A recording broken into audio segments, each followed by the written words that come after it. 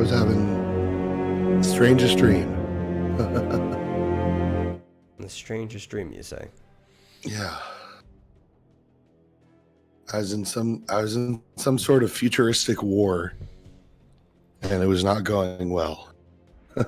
Well, typically they don't. It's kind of like did you see that movie with Chris Pratt where they go into the future?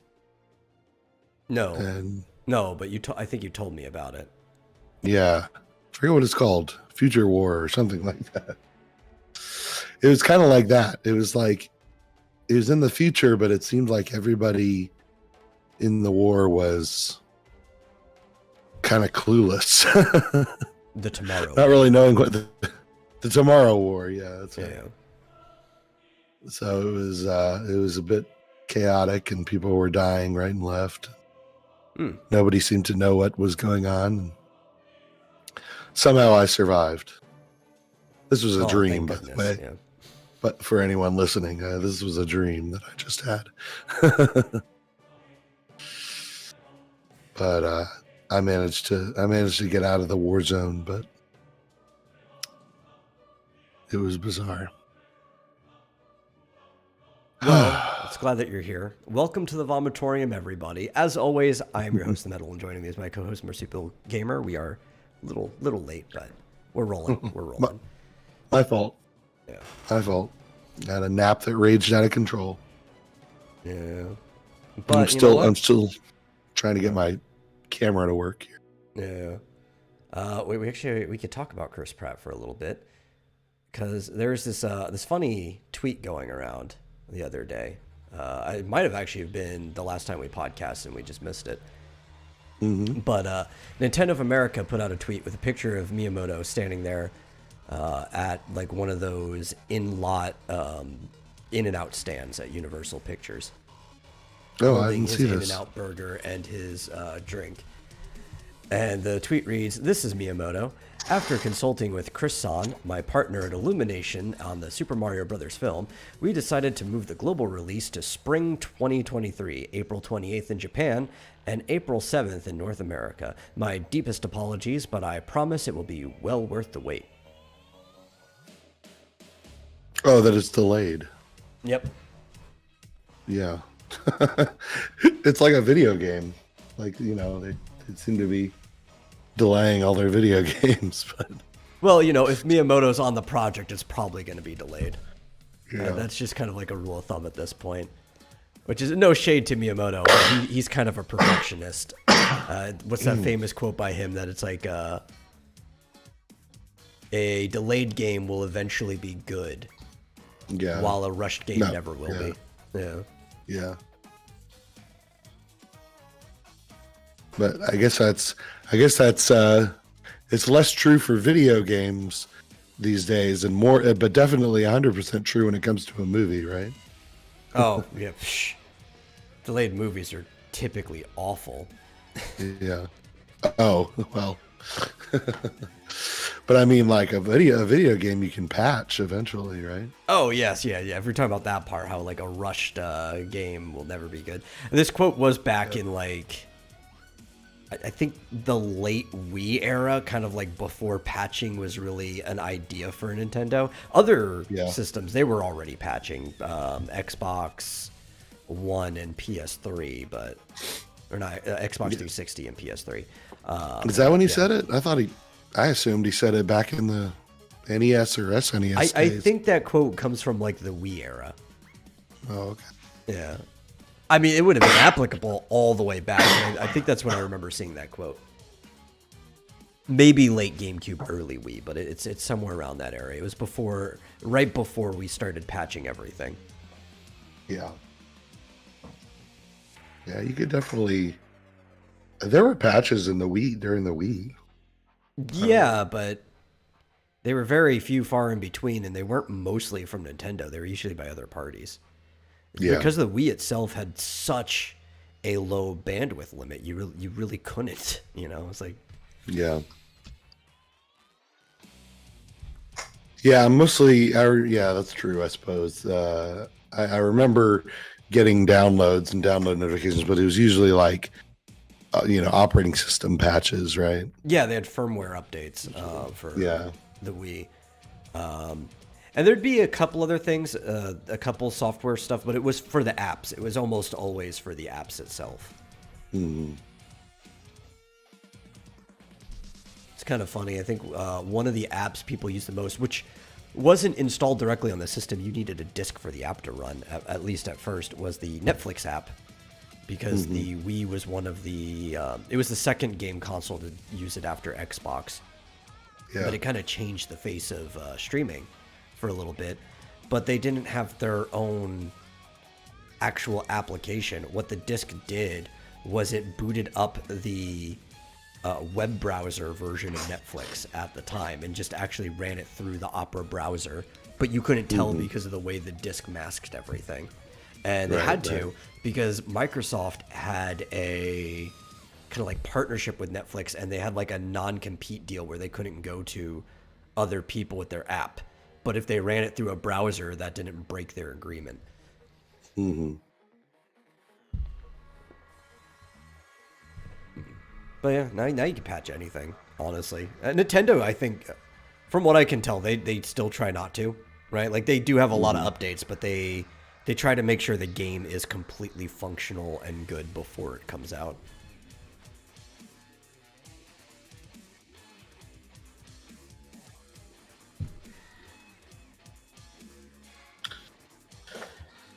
Well,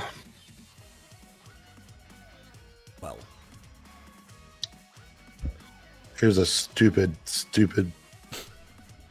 Fun? article. What would you got for me? Did you know that Dead by Daylight, right? Yeah, I'm familiar with Dead by Daylight. Did you know that there's an ability to have a romance and get married and have sex in that game? This is the horror game where you're trying not to be killed by the person, like, right? Yeah. Why? Well, apparently, I mean, because they made one of the characters gay, so I'm just assuming that it's an integral part of the game to have gay sex. Maybe get bonus points for hunting them down first, right? Like, what's one of the rules is don't have sex in a horror movie, or else you're going to be one of the first people killed. So maybe, I don't know if there's an implicit rule of like, don't be gay in a horror movie. That might get you killed faster as well. I mean, a gay person died at the beginning of the second It. Mm-hmm. Well, I mean, I can only assume. I thought that the game was just about hunting down people and, slicing them and putting them up on a meat hook and ultimately killing people. But apparently we need to know their sexuality because I'm assuming there's some romance mode or something in the game. Well, maybe they're slowly introducing Pennywise and the Babadook into the game, because I hear apparently those are like LGBT icons. Oh, did you hear about the latest horror movie LGBT icon? Who are they claiming this time? Leatherface, apparently. Oh, because he's a leather daddy. I get it. Okay, yeah. Yeah. Mm-hmm. Well, he cross dresses. He puts on, the face of a woman and puts on makeup and a wig. Yeah. Oh, so he's a leather mommy. Got it. Yeah. Leather mommy. Here, let me turn on my video now that I've woken up and there's correct lighting. But this is ridiculous. Why is there a need to delve into the sexuality of a character in Dead by Daylight? Or period, like any of these type of... it's a PvP game. It's a weighted PvP game where you have like a monster versus a mob. But it's still a PvP game.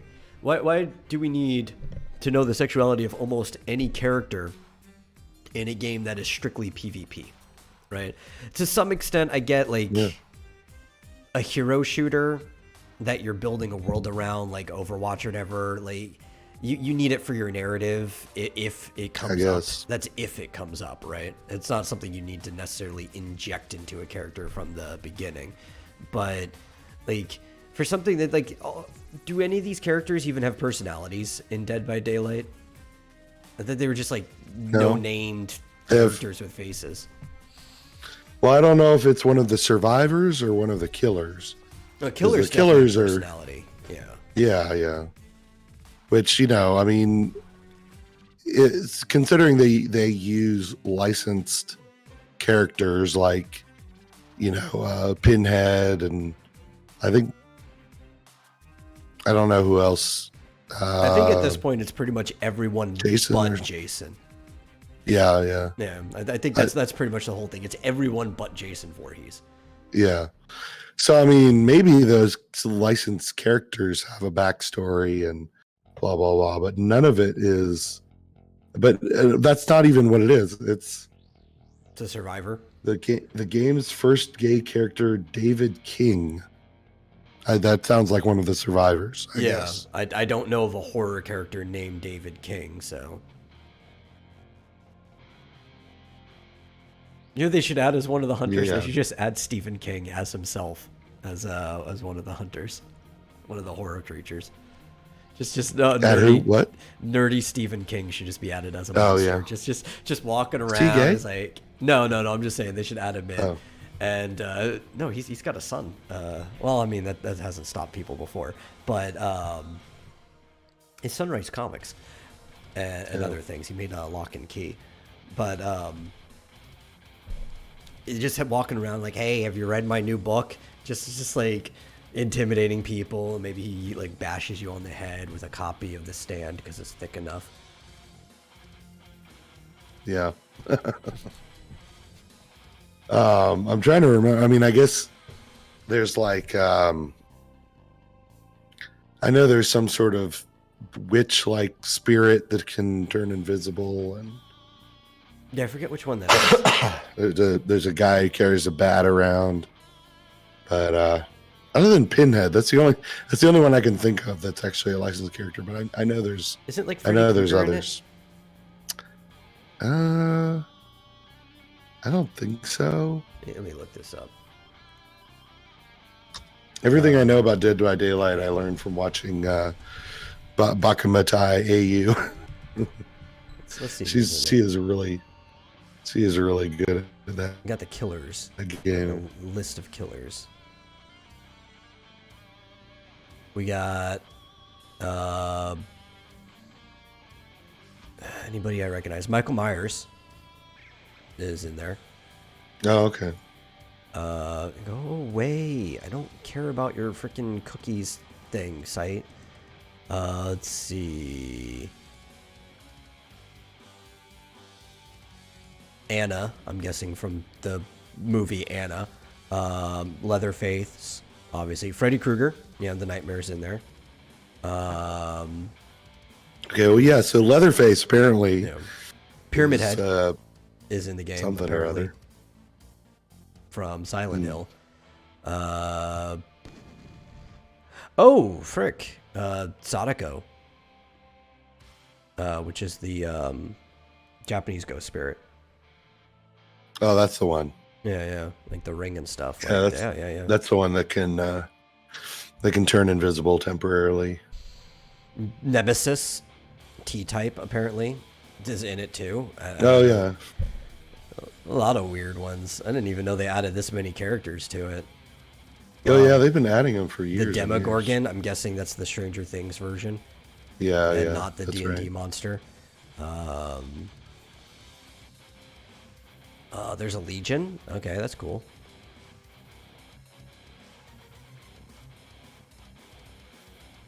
Yeah. Let's see here.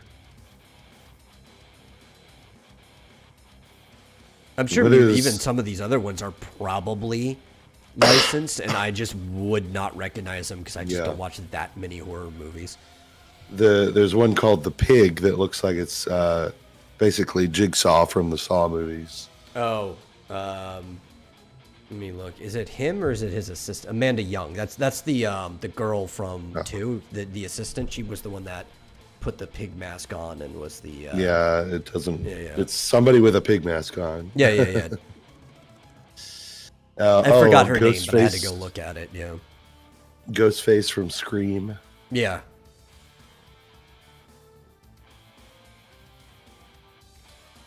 the Cenobite.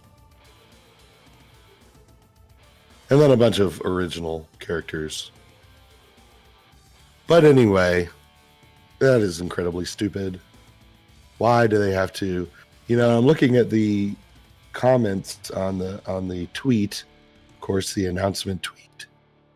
And, you know, it ranges from, hey, I'm gay and I think this is stupid and unnecessary.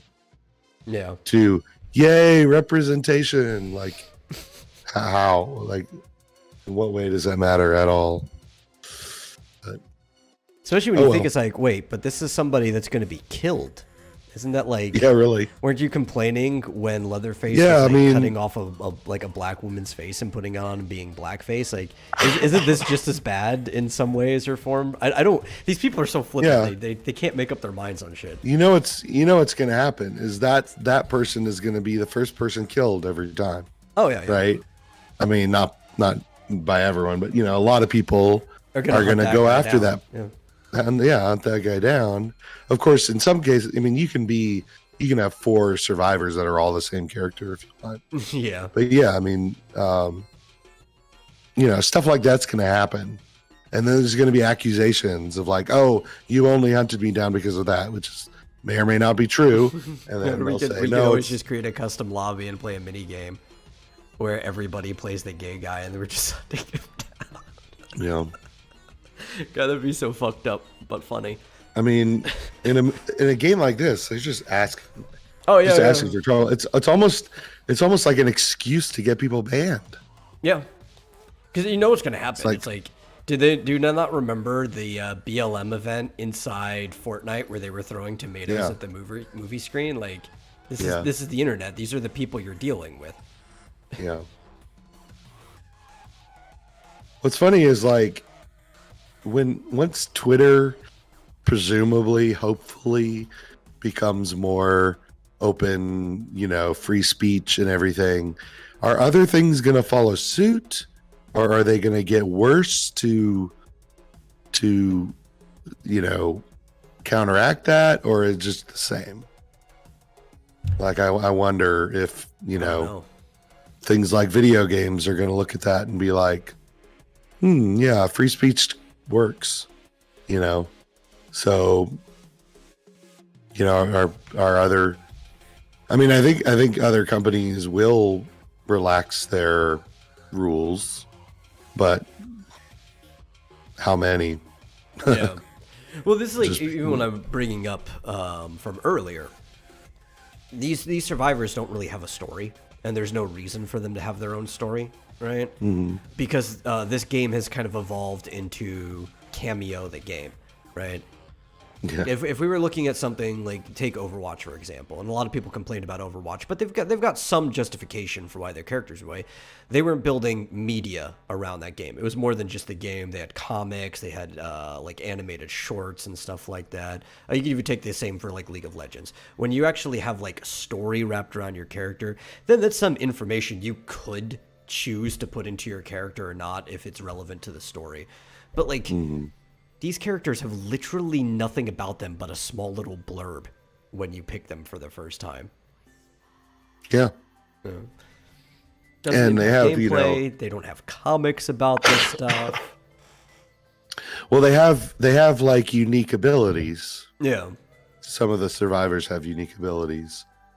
That and then additional abilities that get unlocked as you use that particular character. But none of it has to do with their personality, really. Yeah. I mean, maybe, sort of, but like, you know, what's I don't know what kind of ability would a gay person have. Yeah, what's the gay ability? I don't understand. Like, you're gonna flirt with the guy monsters and distract them for like a second because they have to vomit or something. I don't know, but you know, are they gonna be less proficient at fixing the machinery? Is that it? Unless it was like a woman that was gay instead of a guy, then they might be more proficient at fixing the machinery. Here you go. Yeah.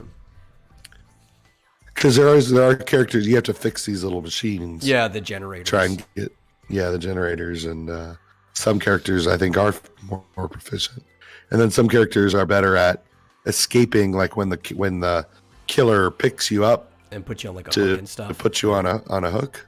Yeah. Like some characters can like jump out of their hands and stuff like that. Maybe they can get the enemy to fall in love with them or something. I don't know. Maybe. Anyway, that was the dumbest thing I've seen today. I want to hear something cool instead. Yeah. Because we've got some other dumb stuff too, but we can go back and forth. We don't need to talk about dumb stuff back to back. So, the slight downside of it is of Chinese stories here in the West, there's only 2 stories that we ever hear of, right? One is there's an endless amount of Journey to the West retellings.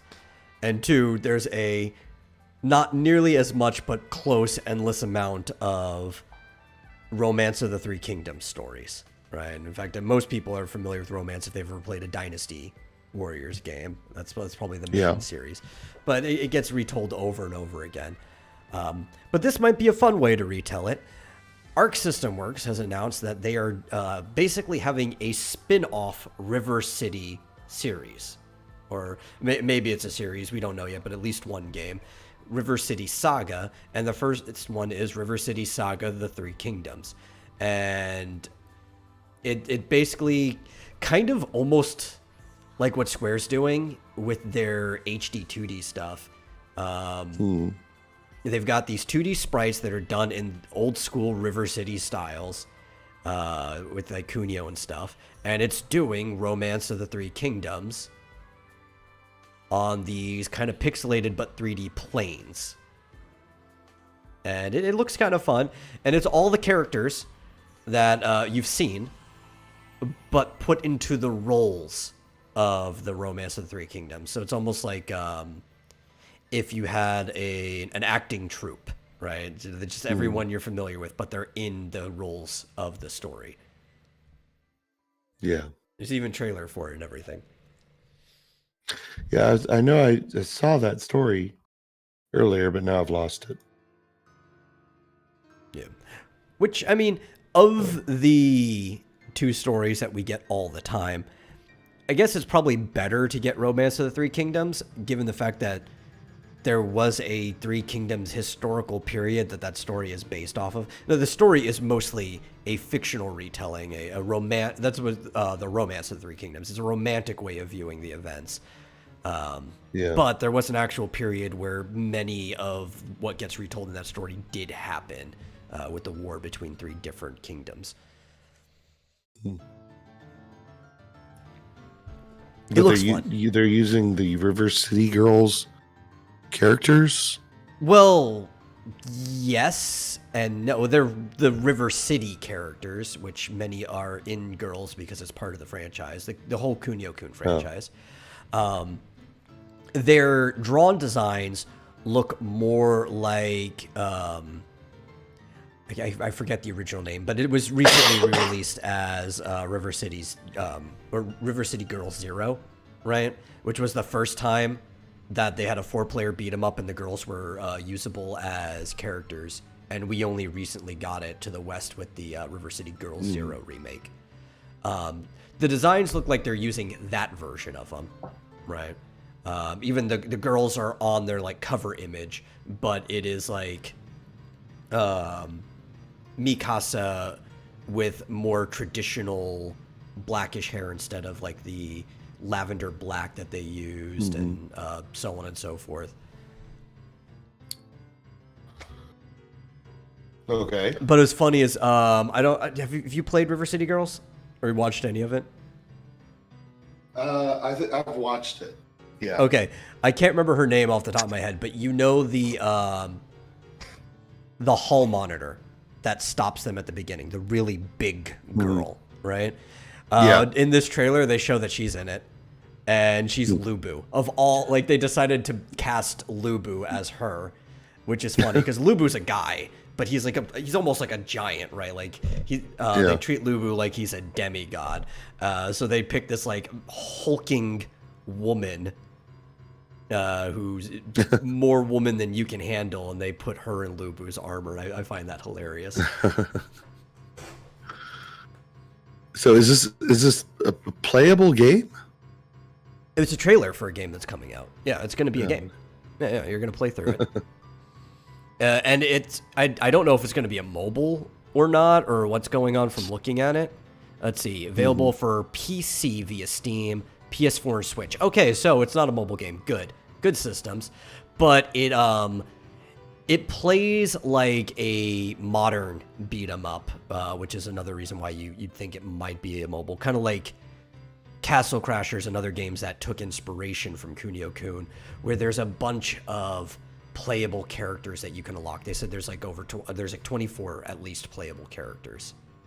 So you can unlock all of your Three Kingdoms favorite characters, but as Kunio-kun characters instead. Interesting. Yeah. Are these two franchises owned by the same company? Well, Romance of the Three Kingdoms is technically public domain. So anybody can make a story based off of it, even though like everybody's used to Dynasty Warriors retelling that story for like how many times now? Is there like 18 Dynasty Warrior games or something like that? Which I think there's only like 15, but still there's a lot of Dynasty Warrior games. Yeah. No, it's so Kunio-kun, or the River City franchise, is owned by Arc System Works. And just recently, they've been licensing it to WayForward, which looks to still be working on River City Girls 2. But that doesn't mean they couldn't have some other small company or even Arc System Works proper make a spin-off game or whatever, you know? Yeah.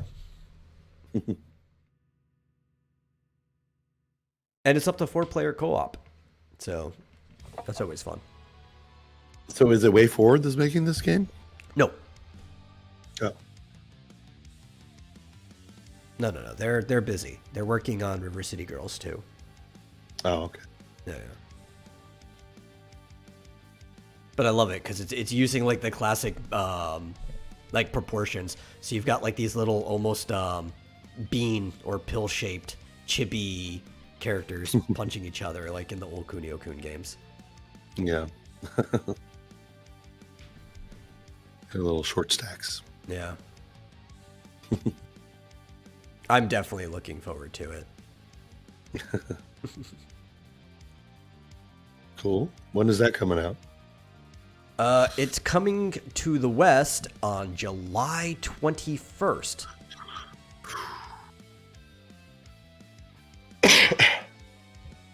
That'll be fun. July. Yeah. Yeah, I'm gonna. That story I'm already familiar with. Hopefully, as one of the articles already says, this means historical figures will shout out "barf" when they get socked in the bread basket. Barf. Yeah. I don't know if I've ever shouted out barf. No, but they do in River City when they get hit. Like a little sound effect, actual word "barf" comes out of their mouth. Yeah. Depressing news. Legendary comic creator Neil Adams dies at 80 2 days ago. Yeah, I saw that. Yeah. It was, He was pretty mostly DC, right? Yeah, I mean, he's basically known as the guy who's defined Batman as we currently know him. Mm-hmm. Saw stuff about Green Lantern too, but Yeah, I I'm think not he did sure some what. of that. It's just he's mostly known for Batman. He's actually up until Adams hits it, Batman still kind of feels like a somewhat of a ripoff of the Shadow, right? Mm-hmm. Even as they go more into the campy stuff, and then Adams just completely redefined him to be the character that we know now. Right. Have you seen the video where they took the Adam West Batman and put him into the trailer for the current Batman movie? No, but that sounds You hilarious. haven't seen that? I'll have to send that to you. Yeah. They took clips from the 1960s movie. And anyway, Neil Jiminy Adams. Cricket like says Adam West was the best. I agree. I Yeah. completely agree with that. Um, accidentally resized my window. Let me fix that real quick. Yeah. But so yeah, he also worked on some Green Lantern after Batman, and he did some Green Arrow as well, which seems like a more natural change because Green Arrow is pretty much just not Batman the comic. He's got Oliver Queen's got way more personality than Bruce, though. I've always liked Ollie, but it just seems like a more natural transition than going to Green Lantern. All right. Are you ready?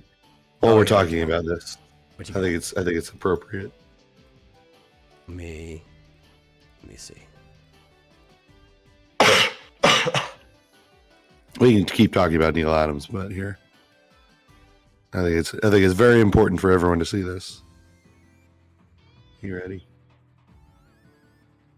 Oh, it's Corridor. Okay, Jiminy was talking about that too. Yeah, I like Corridor. No, was he? The Batman. It's the Batman logo. Yeah. Adam West. That's Zap. I do like that they made him kind of look like neon signs and stuff to kind of fit in the like digital almost, you know.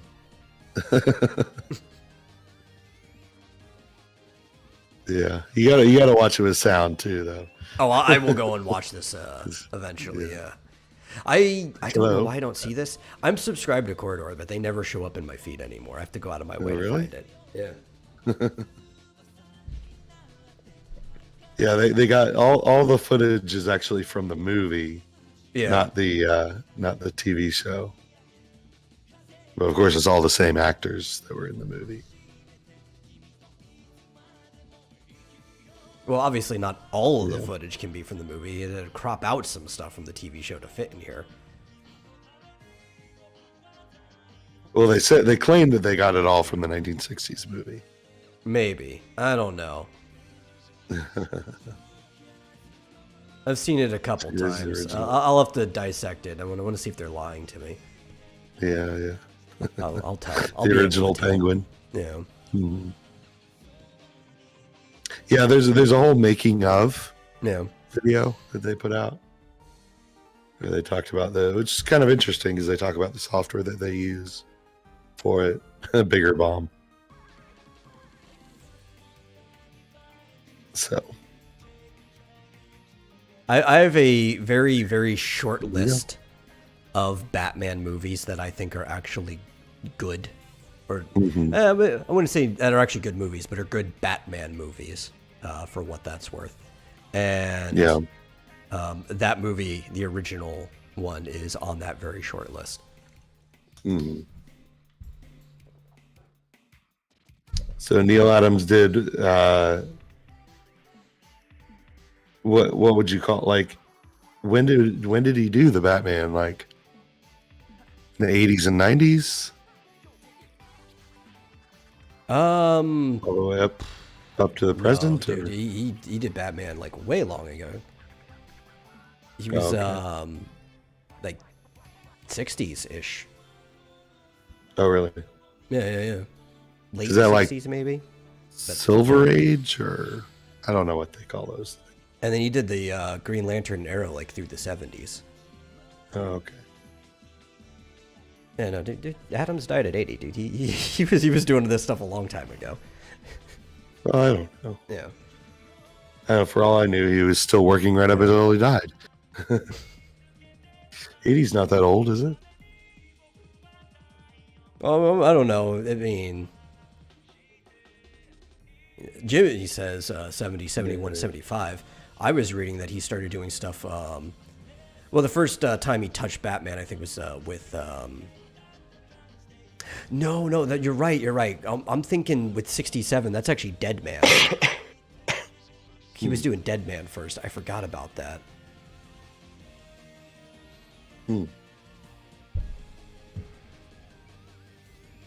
So he must have did the sort of the Batman that inspired like the original Michael Keaton movie. Yeah. I mean, back in the 80s. Oh, I see. Yeah. I saw an omnibus that I guess was published in 2003. Neil Adams Batman. But that must have been older Yeah. stuff that was re Yeah, published I in an forgot that omnibus. he worked on Dead Man. Dead Man's a fun character. I would like to see more Dead Man, but also at the same time, I wouldn't like to see any more fun characters because nobody working at DC can make good things right now. But if we got Yeah. some consistently good stuff, I would love to see more fun characters like Dead Man.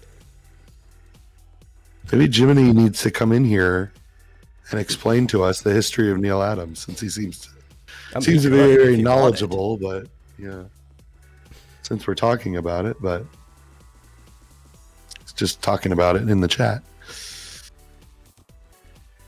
Said he was doing tons of DC covers for Superman, Superboy, and more since the 1960s. So is he an artist? Yeah. Okay. He wasn't a writer.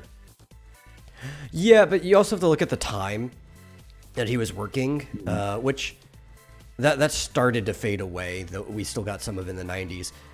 During that time, artists had a lot of input on the work as well. Yeah. Yeah.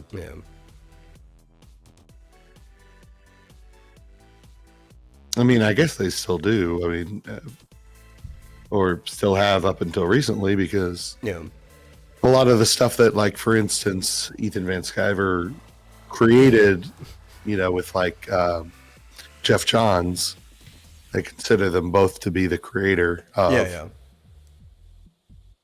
even though one was the artist and one was the writer.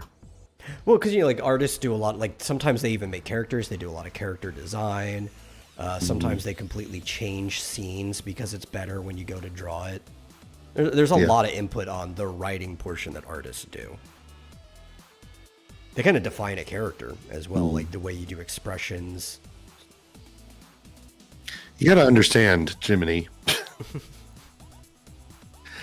Most normies like me have never heard of any of these people. Which is sad. That's actually really, really sad. Before, I guess now 4 years ago, before your boy Zach started doing his videos, I'd heard of Stan Lee and Jack Kirby, and that's about it. And frankly, 4 years ago, you would have heard me saying, "Wait, Jack Kirby, was he an artist or I don't know?" Because nobody's heard of these people. They're not celebrities. Well, that's a problem, though, right? If we actually look at, like, say, the dichotomy between, like, here in the States, or even just the whole West, but mostly here in the States, versus, say, Japan, or even, like, the French industry, but we'll use Japan as the example. They treat the creators of their art as, like, superstars. Right. Yeah. Like when they were having the Olympics down there, they contacted famous mangaka to do the advertisements and promotional work for the Olympics. They have like statues with the characters, and when they have the statue for, like, say, Sailor Moon, on the plaque it'll say like the creator of Sailor Moon's name underneath it. Like, it's not just like a nerd celebrities he's talking about for Adams, but these are like everyday celebrities, because these are people who create culture, and it's very important, and we just don't do that for the people who have created culture here in the States. Yeah, I guess. I mean, again, who are Bill Sienkiewicz, Jim Aparo, and Frank Miller? I know now. Frank Miller. I know, and I know who Bill Sienkiewicz is, but I didn't know any of these names 3 years ago. Hate to break it to you. I'm not one of you. I'm a total normie. I know who they are now, but it's like, I still need to know. Like, well, I'm not even going to slight you. I didn't even know half of the people who created the stuff I was reading while I was reading it until after high school. Like when I came back from college. And here's the thing. They don't advertise it, though. Yeah, I read Spider-Man in the 90s, right? I was an avid Spider-Man fan. They didn't put the names of the artist and the writer on the front cover. Or if they did, it was very rare. Like you had to actually flip very in. rare. You had to flip in and actually read the credits page and stuff. And sometimes they didn't even put it at the front. Like sometimes you have to go to the back for the credits page or some random spot. Or more often it would be on the inside front cover.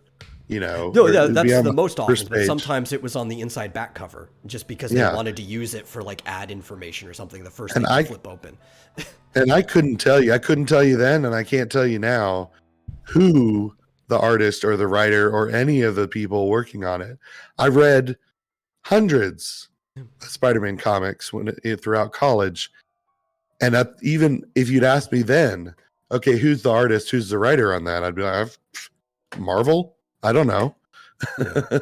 But there were a lot of older ones where they would have like the last name, at least, for the writer and the artist on like the bottom in like impact maybe font sometimes. Or whatever. It's not the most common thing, but it would be there. But I noticed when they really started picking up on events, right? When they were doing like all these big events, they would basically strip the names off of the front covers for the events, because they wanted to have like these unified covers. Or like the Civil War covers are the worst, and I hate Civil War as an event, period. But like I have some of the Miss Marvel stuff for Civil War, no names on the covers whatsoever. It's like this big gold strip, slight image at an angle so it matches all the other covers, and you have to turn in to the inside front cover to see any of the credits. Yeah. So besides the fact that Neil Adams has a very comic book artist sounding name for some reason, like if you came up to me, let me just I don't think I'd ever heard of Neil Adams before he died. That's sad, but yeah. But if you had come to me a week ago and said, what do you think a guy named Neil Adams does for a living, I probably would have said something to do with comic books, I'm guessing. But like, this is a weirdly the inverse artistic name. If we go to BDs over in France, right? Or if we go to like manga in Japan and they sell them, BDs are almost always sold by the volume just because they know that sells better. Like you just write graphic novels. But in Japan, you can get them by the issue if you want, like a week after it airs in Shonen Jump or whatever magazine each one's airing in. And then you can get that in volumes later. Big, bold on the cover, like the author of a book, it will say like Tite Kubo's Bleach or whatever. Like, you know who created it. It's just right in your face. Yeah. I'm serious though, Jiminy, if you want to, Jason, whatever you want to go by, if you want to come in here and excoriate me and tell me I'm a Philistine and tell me all about Neil Adams, feel free. Because that is a big. I understand it's big news this week, and it is very sad, especially for anybody who like actually knows about the creator of the comics that they read. Yeah. But I am admittedly quite ignorant on that subject. Well, he's also, from an era of legacy, right? Where Jiminy brings up he was like a mentor. You actually used to be able to see like chains of inspiration and legacy from one person to another. And you don't really get that anymore in comics. There's nobody mentoring each other, no apprenticeship.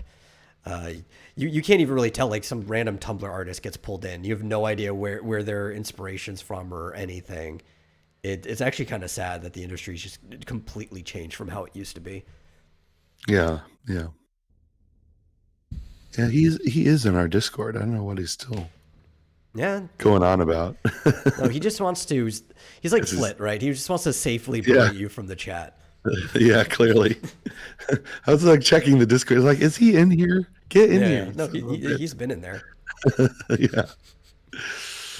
No, he's just going to berate me from the chat. That's fine. Cool. We've got other things to talk about too. Yeah. More important things. More important things than the death of one of the most influential comic artists. Oh, jeez. Let's see. Here's one that's actually depressing. Probably more depressing than the last thing, because the last thing's somber, right? He lived a full life. 80's a full life, right? Like, he did a lot of influence, passed things on. This one is just outright depressing. Warcraft Mobile might be revealed very soon. Yeah. Yeah, we're gonna get finally a new game in the Warcraft universe. Maybe even something that is more like traditional Warcraft, but it's gonna be a mobile game. To me, this feels as much of a hurt as when they were saying Diablo Immortals. I think was the name of the mobile one that they were gonna do. Yeah, but did you hear the other news that Diablo Immortal is coming to PC?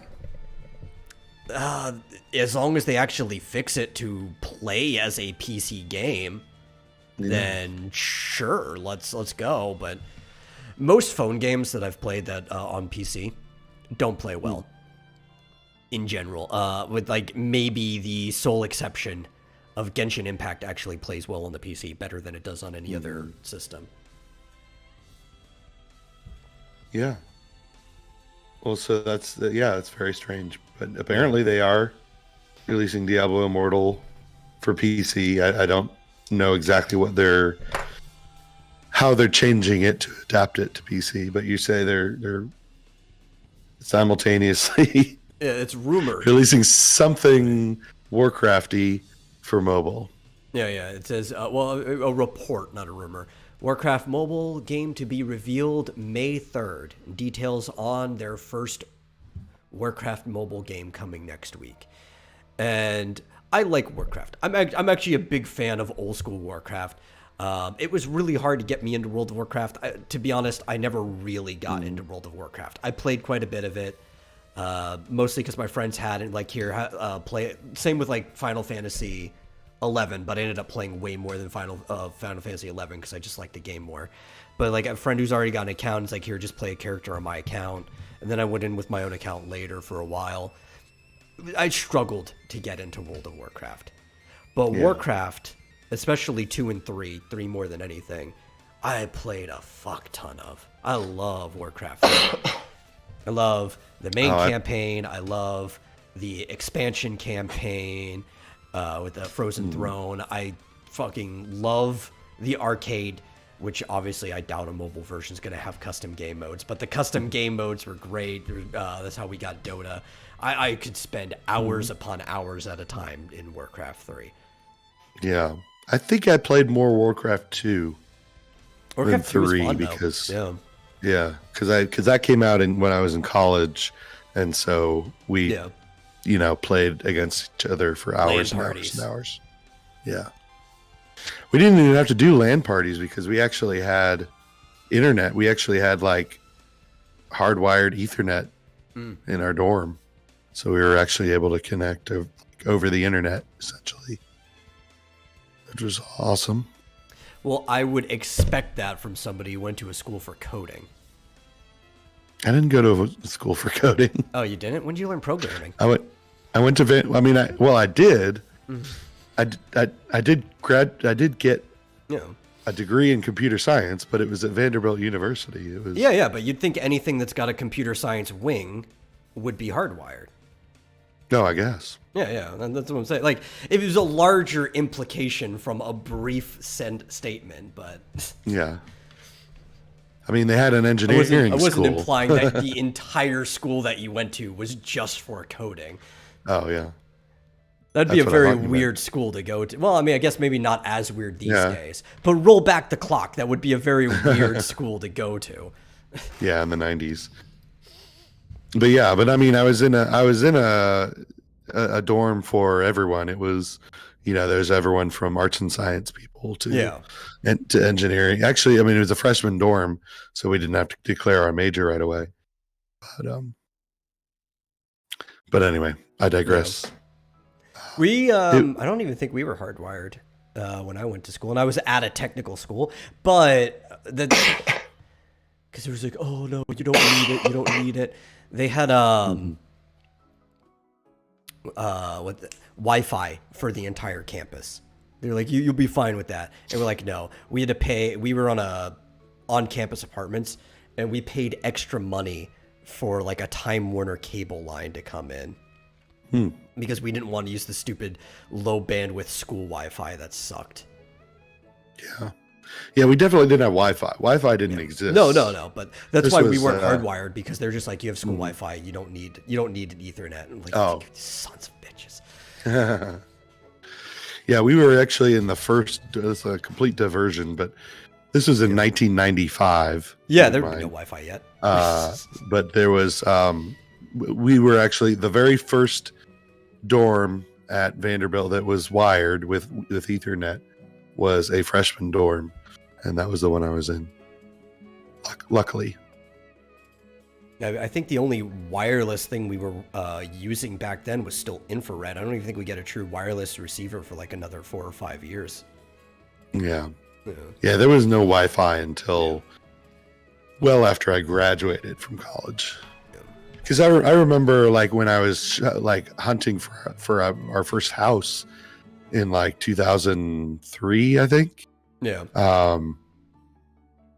With my wife at the time, we were talking about, should we try and, find a house that has wired Ethernet throughout the house? And that was a big feature that, or actually, I think what we ended up doing was building a house from scratch, and we contemplated putting in Ethernet throughout the house because it's like, well, we're building it, why not?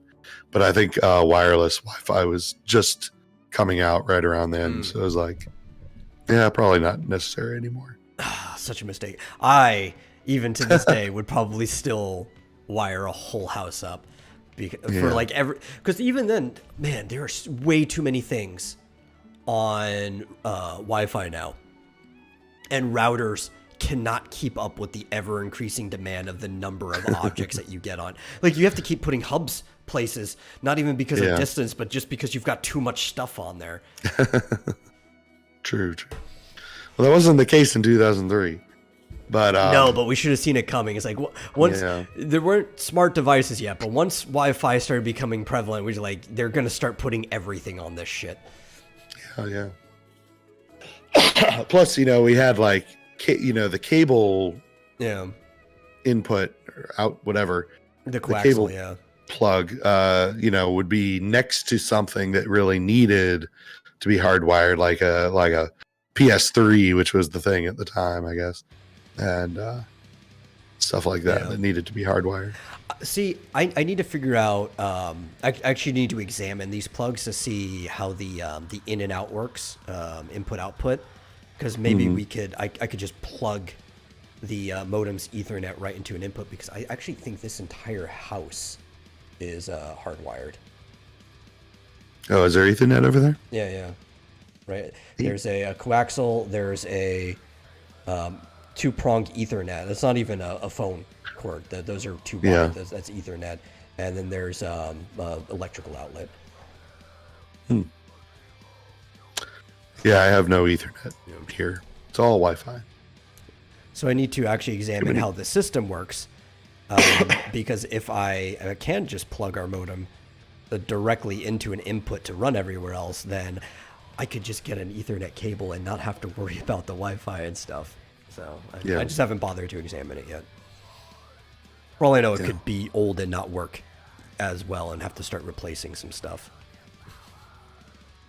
So you think it's going to be an RTS game on mobile? I hope. Squeakers says it will probably be very PvP heavy, which is probably true.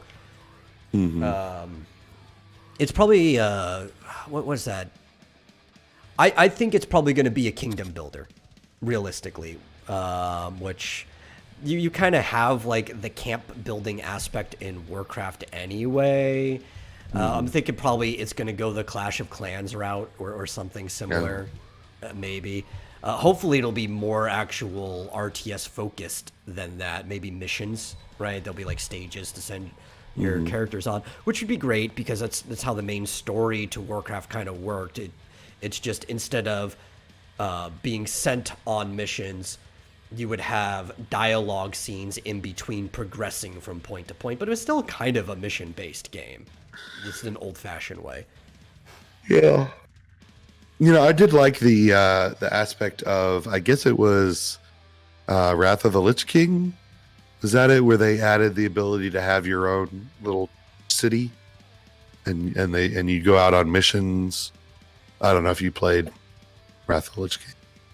I've played some of Wrath of the Lich King. I'm trying to remember if that's when they added, because the things I remember, we were talking about this recently, that were added to Wrath of the Lich King, is that's where the dungeon party finder was actually added to the game, and a couple other things. I don't remember if that's when they added the whole kind of like camp. Yeah, at some point you could build your own little town in Northrend, and yeah, it was like your own little zone, and then you'd go out on missions, and you'd have your own. There was like a mine, and there were people who were harvesting lumber and stuff, and so over time you'd get the materials to build new buildings and that sort of thing. Black Desert does that as well. I don't know if the main version does, the actual PC version of the game. If I progress enough in it, maybe I'll eventually find out. But I played a lot of the mobile version, and you could go to your own campment, and it does a lot of those same things that WoW used to do with it. And I kind of like I like that little aspect of city or kingdom building within a game that's already doing other stuff. It's when it becomes the main focus of the game that it starts to bore me. I noticed, I actually don't know what I can and can't talk about with the beta, but I really don't give a fuck.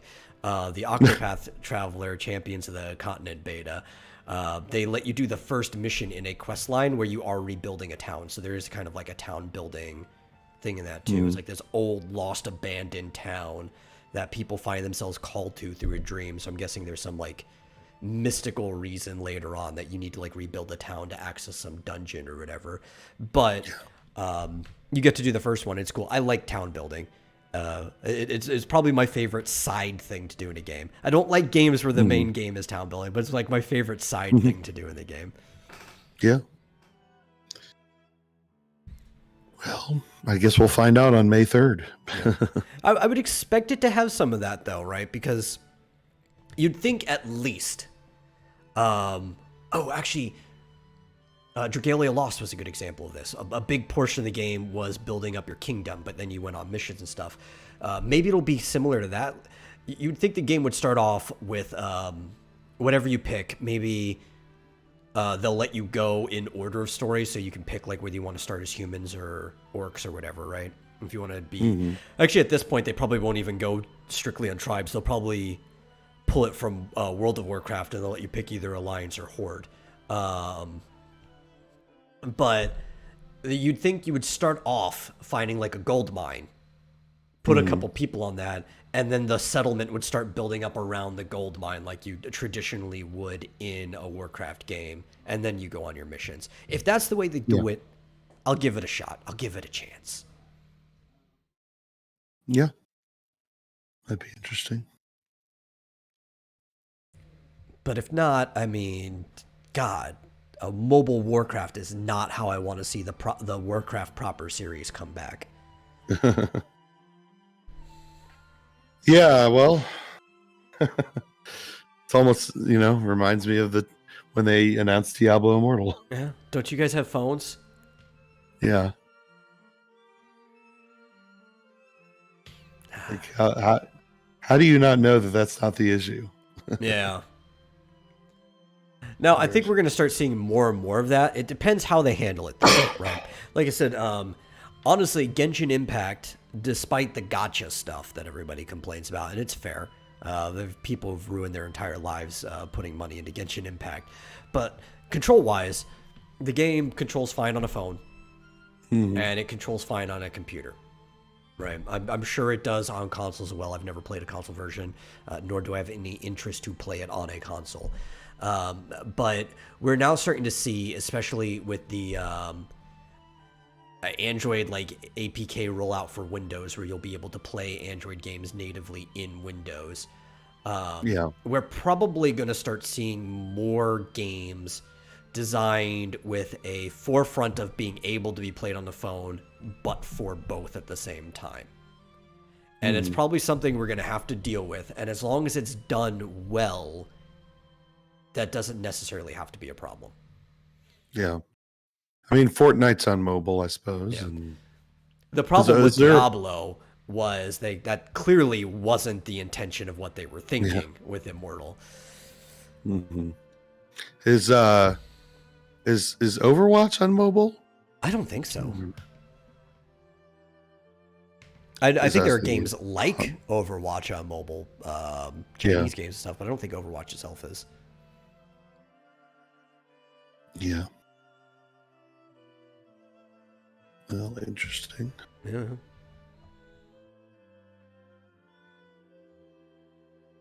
In not surprising news, I guess, because the Square kind of has like this history of kind of like prolonging and delaying an announcement of a game for years at this point, right? Like they'll give you an announcement for a game that's coming out 3 years from now, and then it ends up coming out like 7 years, right? So take anything like this with a grain of salt. The producer, Yoshi P, says Final Fantasy 16 has entered the finale of its development. So it's in the final stages. Mm-hmm. How long that finale lasts, who the hell knows? But apparently it's in the final crucial stages of its development cycle. Have they not announced a release date yet? No, they haven't. I was under the impression they had said it was going to be like summer this year. The game's next reveal will come in spring of 2022, so that's should be soon because spring is now. Only got a month left. Yeah.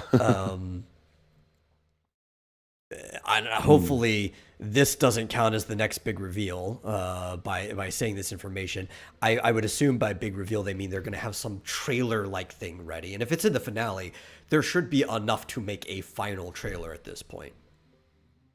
Yeah. You would think.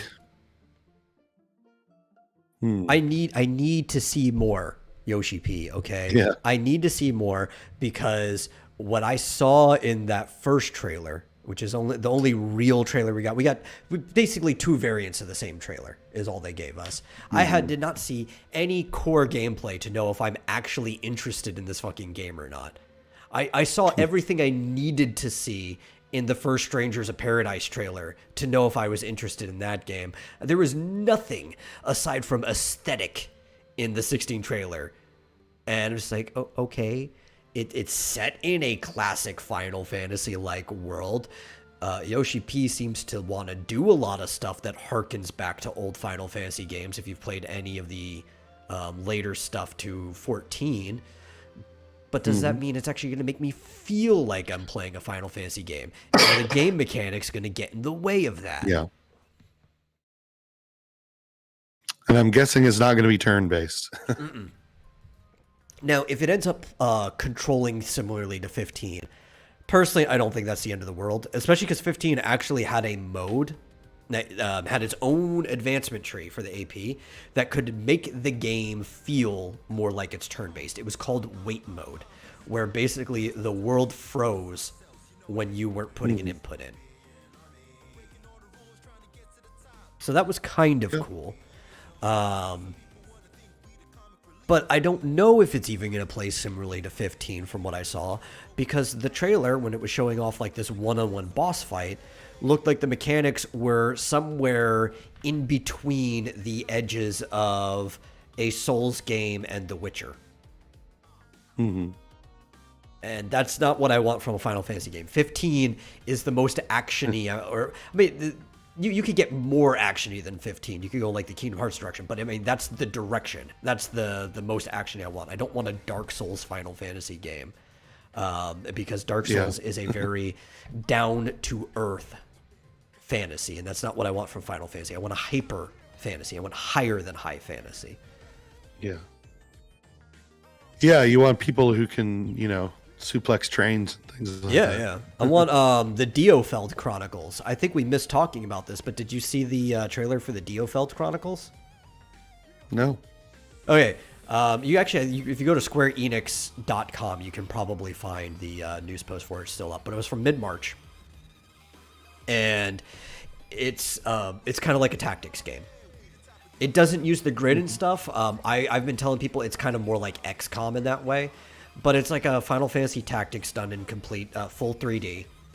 That you move the characters around. There's targeting and stuff.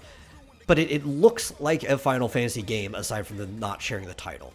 Kind of like the way that Octopath Traveler, Bravely Default look like it is. Just a more tactical one. And they even have like a Bahamut shooting down a Mega Flare in the trailer at the field. Mm-hmm. It actually looks like a really fun game. And I don't know, maybe you can share it. Maybe we missed it, like maybe we had the day off when that came out and then I forgot to talk about it again afterwards, but yeah, it looks really good. Like I'm it looks very Octopath. Yeah, but it's got like part. I actually like the aesthetic because it does show a zoom in of the characters when they're go. not in this cutscene, like when they're actually talking to each other. Mm-hmm. And it's got like this very shiny like old school look to the models.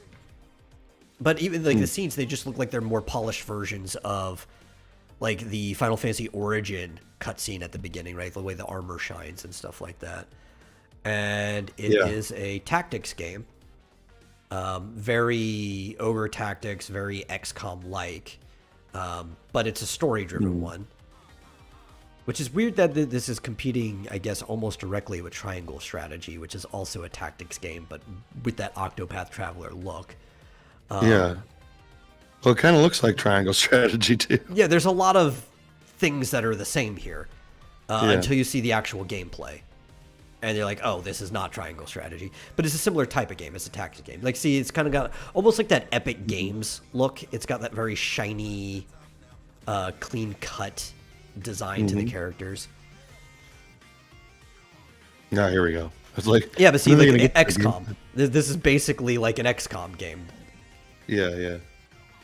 But it functions like any tactics game. You got characters moving around. I wouldn't say RTS because it doesn't look like they're moving in real time. But it's not necessarily turn-based. I think they're going with something similar to like the ATB system just moved into this. So it's like a slow time strategy game. But like, look, there's like a Bahamut Mega Flare nuking the whole field. Like, this is what I want. I want these larger than life fantasy games, these hyper fantasies. Yeah.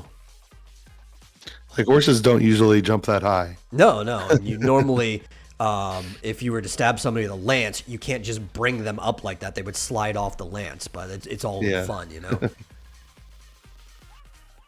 That looks cool. Yeah. In fact, that's always why I use like Final Fantasy as my description of the type of high fantasy I like. There's high fantasy, but then when you bring it to the very limits, you're at the Final Fantasy. Yeah, or hyper fantasy or whatever. Yeah. Diofeld Chronicle. Yes, the Diofeld Chronicle. That I'm interested in it. Coming this year. I feel like that's a terrible name. It is. I don't know Godfield, whatever, but it's fun. It looks fun. That's what I want. I want stuff like that. Yeah. So yeah, it's a strategy game. Yeah. Strategy tactics game or whatever you call it. Here, I'll stop sharing. That's cool. Yeah, that's one that definitely flew under the radar for me. I never heard about that. And apparently it's going to be on the Switch for people looking for that PC. It looks like it's going to be on everything. Except maybe mobile. Oh, yeah. Yeah. It's going to be on Steam and Switch. PlayStation, Xbox. Everybody can pick it up who likes those type of games. Which I do like those type of games, so I'm going to probably try to pick it up. Well, do you think that I don't know if they've announced a release date for Dragon Quest 12 either, I don't but think they have. people have been talking about it releasing potentially this year, which would be awesome. That would be pretty cool, yeah. I wish they would do, they're doing a 2D, 3D remake of Dragon Quest 3, Yes, I 3. think. I wish they would do a Dragon Quest Builders 3 to correspond with that. That would be cool, yeah. I Be know a lot of awesome. people like the builders. Yeah. Mr. Squeaker says it is shiny, kind of plastic. Yeah. Which Yeah, that's they're- kind of what I think about when I see like the epic style between like Fortnite, Dauntless, things like that. Their Epic of Gilgamesh movie. It's got a very plasticky toy feel or like look to it, Or like that, Link's Awakening remake. That's got like a clay diorama feel, Yeah. to it, like a shadow box. Even like they blur the edges, like you're looking down into Yeah. a shadow box or whatever. That like, it looks cool. Yeah. Though looking down would be the worst way to do a shadow box because you want to look sideways so the light casts the shadows. But you know what I mean. Yeah. Still waiting for them to remake the Oracle games with that That would be aesthetic. fun, yeah. Or Minish Cap, I don't care. I feel like if they did that though,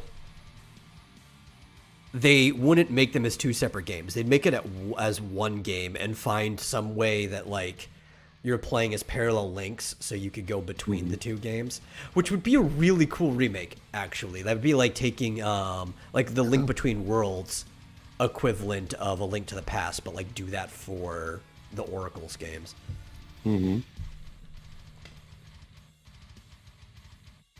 Yeah, if they could figure out a way to do that. Yeah.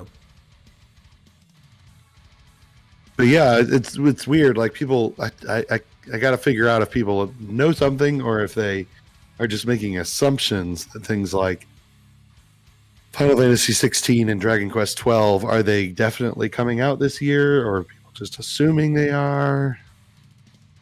wish. Well, if it I is hope. in the final stages, I'm guessing it's either going to be holiday season this year for 16 or spring next year.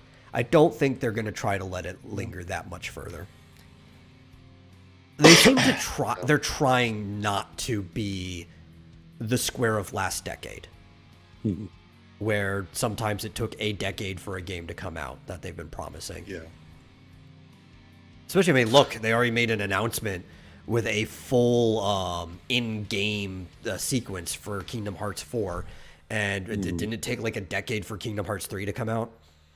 Yeah. Of course, it could still take a decade for. They could, yeah. They could lose that entire sequence and have to like remake it from the beginning if Agrabah from 3 is any indication. I I remember have the more old, faith in the Dragon Quest team because that's the old Enix team that's still around doing things the way they used to do it. I remember in the olden days when they said, things like we're in the last stages, they usually meant it was, about to go gold within a week. Yeah, or You at know? least like within the following quarter was like the latest. Like we're in the last Yeah. stages, which is this quarter. Sometime next quarter, it's coming out. I mean, the last stage for me, the last stage is, Printing. well, no, I mean, for me is like basically you've got a release candidate Yeah. in the hands of the testers, and they're going to spend however many couple of days to a week to just test the shit out of it, and hopefully we're done. Yeah. Unless there's like some major showstopper bugs, in which case we might have to take another week and fix the bugs. But And then potentially it could distribution be, after that. yeah. Once it goes gold, then it takes a Yeah. few more weeks or a month to get it out there. But to me, if I were to say we're in the final stages, that would mean we might be done. We're not sure yet because we're still testing, but Yeah. You know, Well, that's there's a why I'm good putting chance. this on the timeline of you say it within this quarter just to Yeah. have some buffer room, which means the odds are it'll probably be out sometime next quarter. yeah. Yeah. I would interpret that as mean maybe it'll be out by the end of summer. I would hope so, but I'm giving more of like a fall to holiday release schedule, knowing Square. Yeah. As long as it's this year, I really don't care. Yeah. Enough delays. We've got the Breath of the Wild 2 delayed, freaking Mario movie delayed. Yeah. Come on. Though, again, I will agree with what Miyamoto said before. I would rather a delayed game than a rushed one. So if it needs to take longer. Yeah. As much as I can, yeah, I mean, yeah. The real problem is it depends on the reason for the delays, right? Because like the delays for Kingdom Hearts were for stupid reasons, like being forced to add in new stuff after they already had working builds, and because they had to wait so long, they ended up losing things from before. So now they have to add a whole new level to make up for the lost stuff, and like it really depends. Because you could have a delayed game that isn't ever good because of the issues, like Sonic 06. Where they actually had a replacement. This is actually almost always the problem with Sega. They replaced the Sonic team director in the middle of development, and they basically had to start over on certain things. Like, there's some things that it doesn't matter how long you delay it, it may actually end up being worse. Yeah.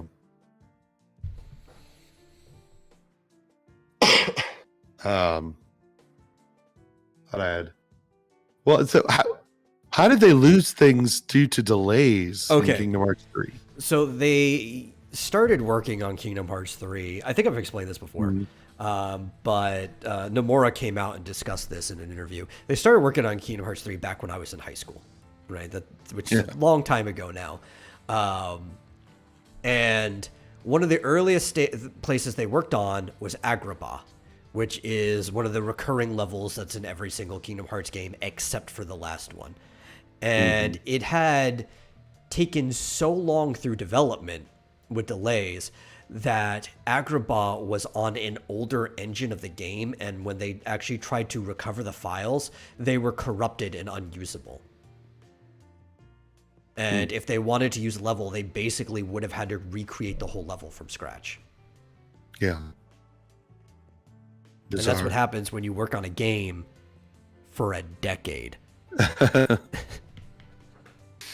Oh my gosh. They didn't have any backups? Yeah.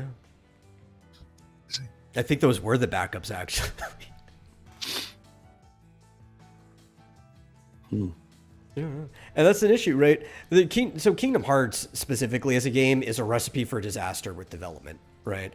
Because you've got this very complex contract between Square and Disney specifically. And then you have Nomura's team, which is a department within Square, where you have to listen to things that Square wants. You have to listen to things that Disney wants. And you also have to make so many games because their contract, I think it was like 10 games within a certain time frame needed to be made for Kingdom Hearts, which is why you have all of these spin-off games, these like mobile games that were easier to make that told a lot of the story because they had to fill the contract. And people like complaining about Nomura's storytelling. And trust me, if you've played The World Ends With You, I'm not saying he isn't the most confusing storyteller, okay? But it's not as bad as Kingdom Hearts ends up being because of the nature of their contract, and they have to tell the story in certain ways. Or, you know, the only new level they were originally planning to put in was Tangled, but now they have to put in like Big Hero 6 and Frozen. And stuff like that. Like, the game ends up being a monster of its own that can't be controlled just by the director. And I'm not giving Nomura too much slack. Like, he's got problems of his own, but I don't think he is entirely the issue with Kingdom Hearts. People put way too much of the blame on him. Right. Well. Yeah. How long has Final Fantasy 16 been in development? It actually hasn't been that long. 20 maybe 17 or 18 is when they announced it, I think. I don't know. I don't think it's been that long. Let's see. But there's another problem with Square, right? And this is, again, I'm going to lean this heavily on Square and not blame either Nomura or Yoshida. which Nomura is the director of the Final Fantasy department, and then Yoshi P is the one who is producing this game directly, because they have to deal with Square. And what Square tends to do is they tend to pick people to do things that are also having their hand in multiple baskets at once. They're like splitting departments up, while like Yoshi P is also directing and updating Final Fantasy 14 constantly, and then. Uh-oh. We lost him. Nope. Yeah, there we go. Yeah, I heard There we go. my mic cut off, so I knew I cut out. I can usually hear my own voice coming through. Yeah, so I was saying it's like he's working on Final Fantasy 14, which is one of the biggest bread makers for the company, so that obviously has to take priority. And it's just like Square is always doing nonsense like this. Let's see. What did It'll be interesting to see. Let me see when this was first announced. What it looks like. I don't think it's been that long. It was first announced. Oh, 2020. So yeah, it actually hasn't been that long at all. Oh, okay. Yeah. I was thinking it was further back than it actually was. And I feel like they only just announced Dragon Quest 12 like last year. Yeah. It was like within this last year period. Yeah. Neither of them were announced that long ago. And the fact that both of them are like in their final stages, because I've been hearing a lot about Dragon Quest. If it's not in its finale like 16, it's definitely pushing towards its final stages. The fact that both of them are getting close to that point means they're on a much better pace than Square Enix as a company has been the last decade. Now, typically the average development period is 2 years, so I'm probably thinking Dragon Quest should actually be next year, but I'm not sure. It depends how much work. Yeah, maybe. And we don't know how long they were working on it before they announced it. They could have been working on it for like a year or two, whatever, before the announcement.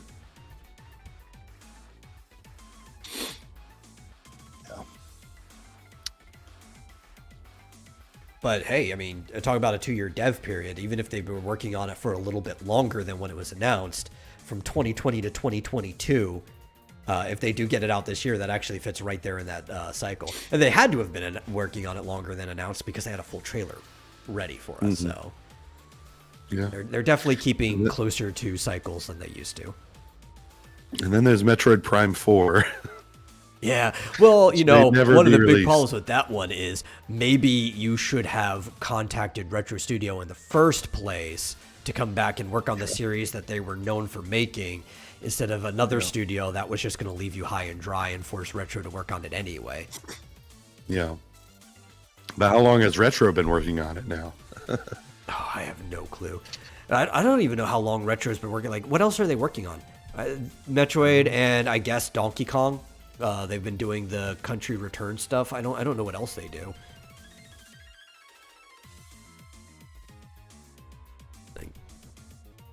And when's the last time we saw either of those games? It was the last Donkey Kong Country Returns. It was the Switch port of Tropical Freeze for the 3DS, I think, which was near the beginning of the Switch's life cycle. Yeah.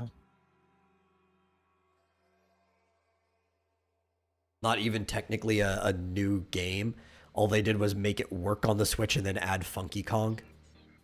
I don't know what else they've been doing. No. I don't know, maybe it's just proving that Metroid Prime is harder to make in the modern day with the equipment they're doing than it used to be. Yeah, I guess. I can't imagine it's harder to make than Final Fantasy 16. Unless they're pushing it back because they've been doing what people have been asking for and secretly working on HD like ports or like remasters of the original Metroid Prime games. Yeah. And if that's the case, and they're just trying to surprise people with it when it's close to being ready, I'd be fine with that. Yeah.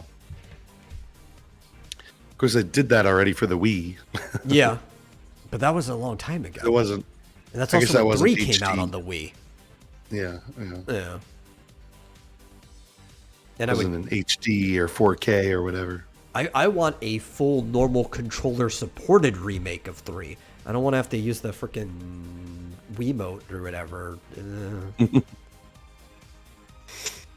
See, you can leave the options in there with the Switch controller. That's fine with the Joy-Cons, but I just want it to work without it.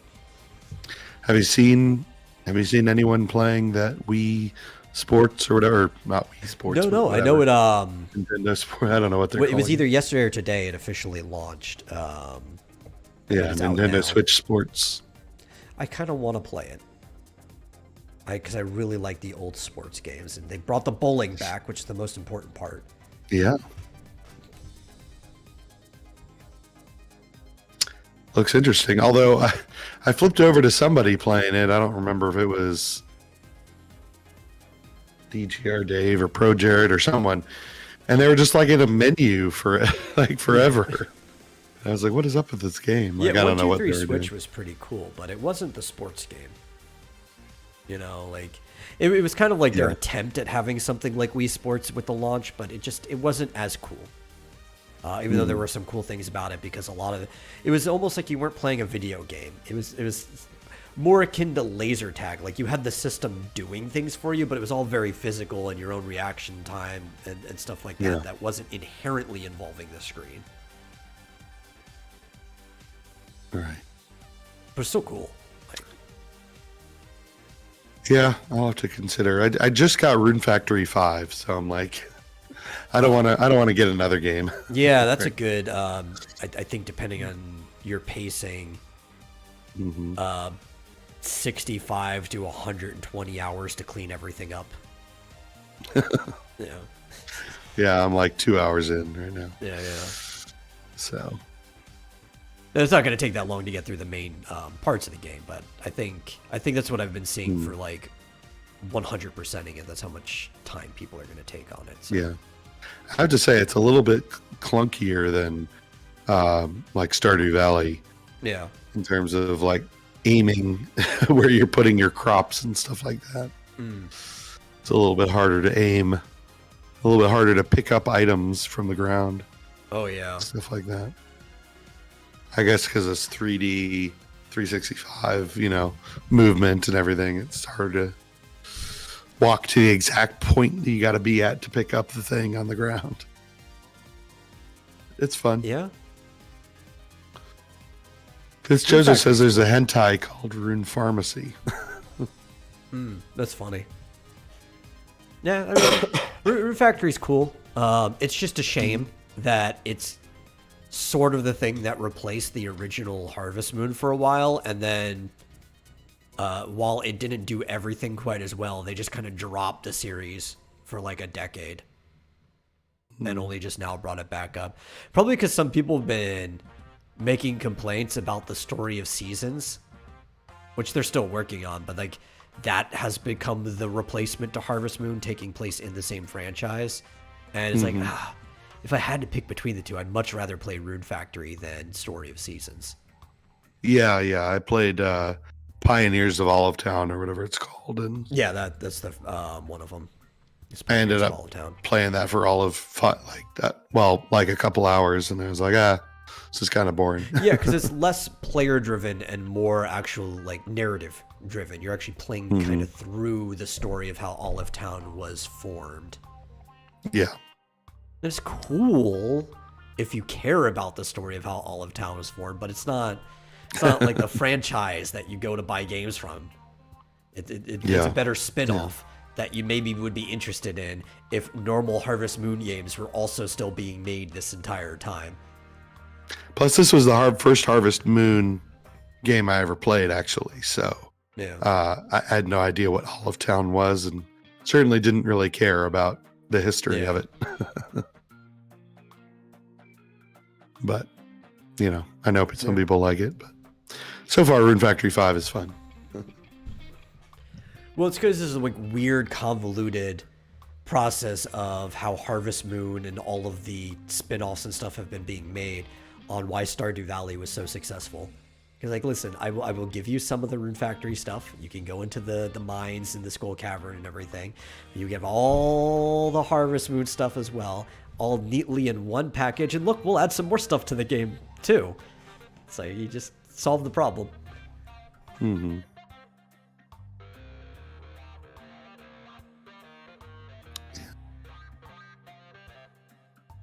Yeah, well, that's kind of it for the show. We ran a little bit over the normal time limit because we started a little bit late. Yeah, but my fault. Well, at least we got it done, and we didn't show up like an hour and a half late like last time, or maybe even more than it was almost like 2 hours late. Yeah. But hey, yeah, and we talked about some important things, and we even bickered back and forth with Jiminy Cricket. So. Oh yeah. We just wanted to give us shit from the chat. Or give me anyway. Because he's scared. He doesn't want to come on. Yeah. Thank you all for watching. I don't know who these people are. Yeah. You'll learn eventually and then forget it again. I don't know. But, I don't know Neil Adams from Neil Gaiman. I don't know. I don't know who these people are. Well, they're both Neils, but one is a writer. Yeah. Or Neil Druckmann. Is that one of them too? Oh, God, no. All Neils. Yeah. But yeah, thank you all for watching. If you enjoy the show, please share it with someone else who might enjoy it. And if you really enjoy the show, apparently, was that you? I didn't even notice you did that. I didn't get the notification. Maybe. Might have been until like just now, yeah.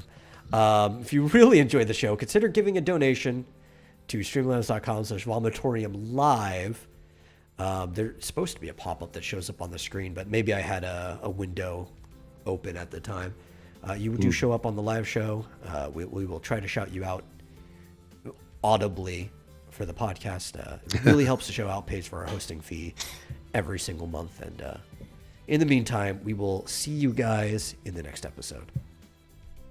Bye-bye.